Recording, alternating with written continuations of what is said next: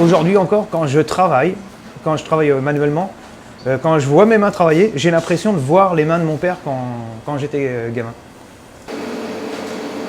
Mon père allait tous les week-ends, samedi et dimanche, travailler à la boulangerie du village.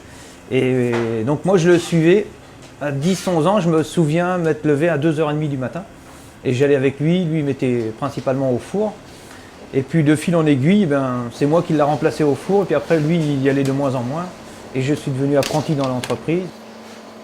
J'ai fait mon apprentissage dans un site normal en Normandie, dans un centre de formation d'apprentis pendant 2 ans.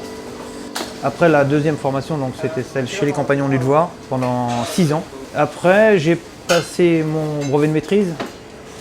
Et ensuite, je me suis inscrit au concours meilleur ouvrier de France et j'ai obtenu le titre à 33 ans. Ce qui est le plus passionnant dans le métier, c'est qu'on travaille de la matière vivante. On travaille avec des ingrédients au départ qui sont de la farine, du sel, du sucre. Donc à la base, il n'y a rien de spécial. Mais quand on va le transformer en pâte, on va lui apporter du levain, de la levure. À partir de ce moment-là, ça va être quelque chose qui va vivre. Il faut aimer travailler la nuit. Nous, on commence à 3h du matin.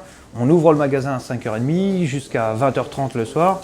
Et c'est des journées très contraignantes si on le prend au sens des heures. Mais moi, je dis souvent, quand je discute de mon métier avec des gens, je préfère faire 70 ou 80 heures dans un métier qui me passionne que de faire 8 heures derrière une chaîne ou 35 heures dans une usine qui n'apporte rien.